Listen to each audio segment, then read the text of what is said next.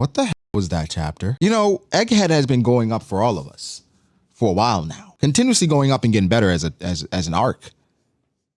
For this chapter, we obviously got to talk about it. One Piece chapter 1125. This chapter, okay, a lot of things happen, but I think the ramifications of the actions of this chapter are just way more impactful than I think we're even thinking about. So let's go through it and talk about just how important, how imperative, how impactful, how this was. Holy shit. Chapter title, What Constitutes as Death? I think that's a very fitting title considering death occurred throughout the chapter, or seemingly, right? It's like a flip on death happening throughout the chapter with Saturn, and then we have it with the punks as well. What constitutes as death? What if you weren't alive anymore? You were being supplemented by someone else or something else. Are you even alive? Is this even death? I don't know. But cover story, Yamato, she's still on a pilgrimage. Number 13. It's racking up and we haven't really gotten anything significant yet. Like we're seeing Yamato, she's doing her own version of what Oden did, where she's going around, she's meeting people, she's solving problems, and now she's trying to find Minatomo. Yeah, she's trying to find him. So a lot of odd jobs, things going on. Again, I think it does lead to something. This chapter itself lends itself to more things happening in regards to Yamato too. So cover story is what it is. Nothing spectacular. The chapter was though. Let's talk about that. First thing I want to talk about, right? Just real quick. It says load Okay. First thing I want to talk about is when they said load the Seraphim once they're charged. Excuse me? I did not know you had to charge these things. I did not know these needed, type C. It could be something as simple as just recharge them with green blood. But people may not look at that and think it's a big deal. Charging? Okay, this is just me, but I'm thinking Final War, Seraphim out there. This thing cannot be dragged out, drawn out fight because they got to get charged. I think that was a huge blow, in my opinion, to the Seraphim's dominance and their invulnerability. They need to be charged. How long can they run on one charge? How long does it take to recharge? Can they go while they're being charged? Okay, maybe, all right, we're getting a bit ridiculous, but I think it's significant, okay? I think it's actually pretty damn important. Next thing, we got to talk about Robbie. That's what we'll call him now, Robbie, because it's no longer Rob. I think he's too distinguished for Robert. Actually, Robert might work. He's had many nicknames over the years, Throb, Gucci. I don't know if that's official. I don't know if that one's official. Robbie, we know how Kaku feels about Stussy. We know how he felt about her. Rob Lucci says Stussy was killed in action. He knows Stussy wasn't killed in action. He knows that. So I'm like, in my mind, at least, is this development for Rob Lucci? You have to look at it as that because he has a heart. I'm selfish. I like Rob Lucci being a senseless, I kill because I enjoy killing machine, which this does not mean he's not that. This just means he's becoming more well-rounded of a character, which I liked him before. And I think this is adding to his likability because he is saving the likes of someone like Stussy that people like, right? People like Stussy for the most part, but also not just that. He's looking out for his friend and his friend's feelings because obviously Kaku feels some type of way about Stussy. That's why he was able to let her go. So it's not really about how Rob Lucci feels about Stussy. It's like, my friend cares about you, so I'm going to let you walk this time. Don't let me catch you out on the field again, woman. And he used another word for woman. Whoa. Not another word for woman, but just another. Anyway, Saturn was quite proud with himself this chapter. He was like, yo, we obtained everything we set out for. That's what I assume Saturn would sound like. And he was just like, yo, we did what we came here to do, right? Like everything, when something has gone wrong, but then team leaders like, yo, at least we did this, right? We got these things done that we wanted to get done, right? We did that. No, he's trying to rally everybody around. He's like, yo, we got everything. We got the Eternal Flame, right? We got Punk Records, the power station. It's just one thing. We just had one hiccup. We had one critical hiccup. Yeah?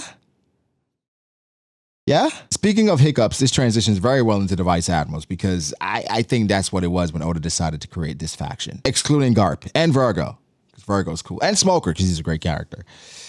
That's about it. Momonga and Chaton, not Momonga, because Momotagi and Chaton have not done anything yet, and technically they're fan-made characters, but the Vice Admirals as a whole, they've been just continuous disappointments. I am disgusted with this entire group. Time and time and time again, they just disappoint me. The only time outside of Garp, right, that the Vice Admirals have made me happy is Virgo and Smoker. Virgo, who was really a pirate. I mean, Dahl did all right, but then she got knocked out. I mean, it's George Boys hockey.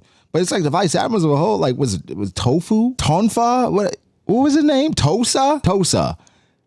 Frankie? No disrespect for the Frankie. No disrespect, Frankie. You're in the news right now, right? We just found out who your dad was. Maybe. I don't know what to say. I'm disgusted. The funny part is that after all that, they're still like, yo, do you want us to go to Elbath? Like, you ever seen somebody just mess up on something? And they're like, do you want me to do it again? No. Give me your manager. Bro, Saturn, he made the right decision. Say, no, forget Elbath. What I'm talking about is Vegapunk's message. How did we let that happen, man? He's like, not to mention that damn Iron Giant. Like, who let that Iron Giant out, man? Who left it laying around?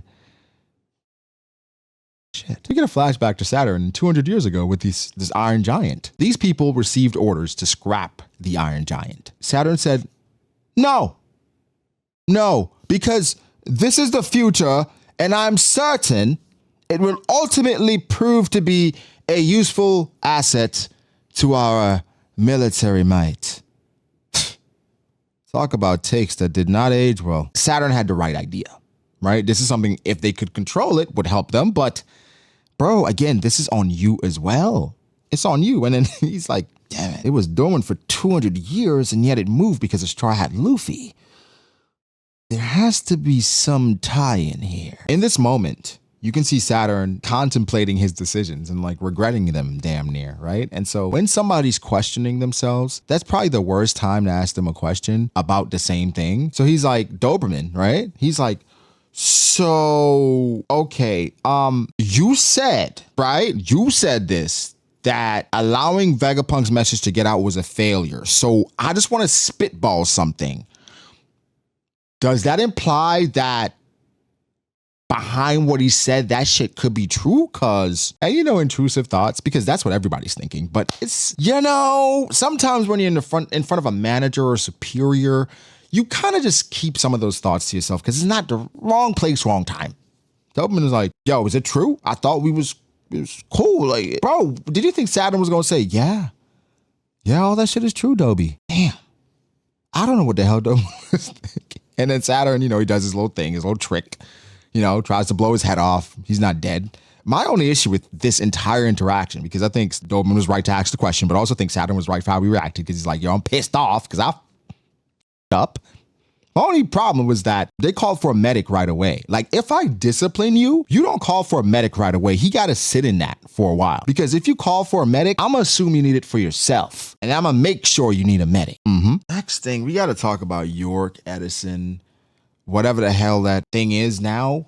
I guess it's a punk, but they got played big time. The cloud machine starts going off, right? And it's covering, basically shrouding everything, and you don't know what's happening. York, she's like, yo, what's going on? She goes to investigate, and all of a sudden, they freaking took Punk Records. Like, they literally took Punk Records. So the question I had was like, okay, how is Lilith gonna function? Like, what if they shut down Punk Records, which would affect York, I guess? So they probably wouldn't do that. But it's just like, how is this gonna work? Okay, we see how it's gonna work. Punk Records isn't going anywhere. I mean, it is. It went somewhere, but it's not going anywhere. They're not destroying Punk Records. And again, this goes to like what constitutes as death, because Stella is dead, but is he, right? If all the punks are still alive and Stella, the punks are basically amalgamation of Stella's thoughts and Stella in general, Stella technically is still alive. So Stella never died, even though he did die. Do I feel sorry for York? Hell no. Right? This is what you get. And it's again, further incompetence. Somebody has to take the fall for that. Shit kind of turns up when we go to Mary Jo, because we have, of course, Celestial Dragons complaining about fish versus beef versus meat. We need more food. What's up with this blockade? Celestial Dragon doing Celestial Dragon shit. Let's get to the important Celestial Dragons. We see the Room of Authority. Garling walks in and they're like, yo, what do you think you're doing here? Garling is like, I'm here on new orders. And he walks in. And I'm not going to lie, the aura is majestic. I understand why he was chosen. Okay, he walks in and he lets them know, I'm that guy, pal. All right, I'm the new guy, pal. Defense warrior, science warrior god. Okay. It's funny because they try to check him. Like, what are you talking about, Garling? Mars, tread lightly. you forget yourself. You know what? It's something that I don't use a lot. Like I don't use it at all. I didn't use that statement at all. You forget yourself. I think it's time. I think it's time I incorporated you forget yourself into my library, because every time somebody says that, it moves me, right? Of course, you're hearing like Game of Thrones and shit like that, like old English, right? It's over the top. But hey, man, you forget yourself. They might ask me what the hell I'm talking about, but still, you know what I mean? It's just a cold line. Let's get back to the chapter. Put my glasses on for this one, all right? Because Saturn, Garling, while it's taking off his glasses, well, actually, I got some for that. These the Gojos, but Garling, right? Garling, while it's taking off his glasses, he's like, the Vegapunk known as York will now be under my purview, as I was just named the new defense science warrior god. That's the energy he gave, right? Like I'm the new warrior god. I mean, listen, bro, this has probably never happened. Like, who the hell gets promoted to a Gorosei? Like, what? Not saying it's never happened, but like this system, these Gorosei have probably been established or been in power forever, right? And so to replace one of them, and bring in someone who, bro, I talked about this before, about Saturn being replaced by Garling. I don't remember where, though. I think it was with Sai. I don't remember. But it's something that was like, it just made sense, considering that I didn't think Garling felt right in the God Knights anymore, because I don't think he's the strongest one anymore. And so just like, as the elder statesman, it just makes sense for him to be a new Gorosei, and Saturn was just messing up a lot. So yeah, here we go. Garling sits down and he says, yo, let's work together to better the world, my fellow elders. And he has the new fit. He has the code, you know. And okay, one thing I'd say, though, I'll say this. Okay, actually, no, I'll wait. I'll wait. I gotta say, Imu is terrifying, because he killed Saturn from where he was, which technically he just took his powers back, it seemed like. It seemed like Saturn lived that long because of Imu's blessing or curse, depending on how you look at it. So him just removing that, and again, he told him, like, yo, Joy Boy was responsible for this, and you let it happen. And in the midst of it, Saturn's like, yo, what is happening? And it's just clearly Saturn had lived past his regular allotted time, and Imu was allowing him to live, and he took his power back. He took his life back. You know, it's almost not like Big Mom taking soul, but you saw like hockey emanating just based off of him. Bro, he kept him alive. He was keeping him alive, bro. That's actually crazy. That's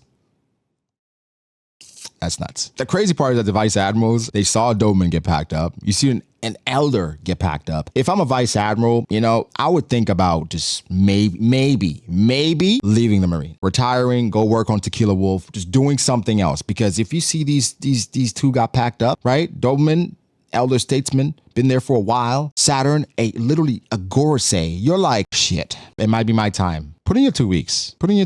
Now we get to the next part with the punks, and technically they're all still alive within one body. Amazing, because they were able to take punk records to the sky, and they have it within the clouds. It's amongst the birds. And based on how they describe this idea of 500 years, right? 500 years into the future as a roaming cloud. It's almost like they have thoughts of protecting this idea of the internet and saying, yo, it's going to happen one day. Until then, we're going to have this thing and protect it. It's going to be roaming amongst the clouds. I think that is the most beautiful shit. I was going to say the most beautiful shit I've ever seen, but that's not true. But it's so beautiful how that has wrapped up, because they're trying to make the world a better place. And so like they took punk records, a very primal, unfinished form of the internet, and they took it to the clouds, which I think is a spin on like iPhone, Apple, iCloud. So it's just like, Oda, that's so good. That's so damn good. Like, you can't, like, what? The fact that all of them are still alive within the same body, and Shaka's like, ooh, you like my proportions, huh? And it's just, I'm happy they're still alive, right? Again, what constitutes as death? The gang's all here. We just don't get Stella's personality, like who Stella was, but because they're all here, Stella technically is still alive. So I wonder how Kizaru will feel about this, knowing that technically all the punks are still alive. It's just that Stella isn't, but technically they're just, again, they're a union or separated parts of him. So I love that. I just absolutely love that shit. The revolutionaries, they've come to a conclusion for the most part, saying well, they have more pieces to the puzzle, and so they're putting things together saying, okay, 4th century, ancient weapons concluded that led to the world plunging into the sea, 200 meters deeper into the ocean. Not only that, whoever finds the One Piece can wield this power, kind of, sort of. They are on the right path, but how they're speaking, they're almost implying that they're going to go after the One Piece themselves. That's how they're speaking. I don't know how true that is, but that's how it feels. The Marines felt that way a few chapters ago. Now the revolutionaries feel that way. And guys, we have to be happy because we did not just get ellipses from Dragon. All right? No, he said something. He said shit. Here's what Dragon said. We gotta hurry up. Nah, for real. That's what he said. We gotta hurry up and get our shit done because the people of the world, they're gonna kill each other because everybody's gonna try to get to higher ground and there isn't enough higher ground for everybody. So an era of chaos. Boys and gals, such a beautiful chapter. I enjoyed this one quite a bit. One Piece. I mean, it's One Piece, right? Let me know your thoughts. How y'all feel about it? Leave it below, like, and subscribe to the channel for more content like this. I gotta talk to my people, bro, because this is one of those chapters where you need multiple just opinions, how people feel, how people think, because I'm losing my freaking mind. Like and subscribe.